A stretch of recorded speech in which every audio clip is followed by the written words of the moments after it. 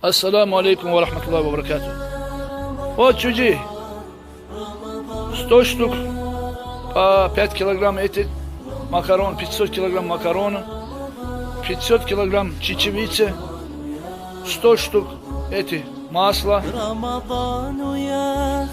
500 килограмм сахара, 500 гречки, то есть нет, гречка тонна, рис тонна, тоже 500 килограмм. В общем 5 тонн, короче. Тонна муки, тонна риса, тонна гречки, 500 сахар, 500 нохуд,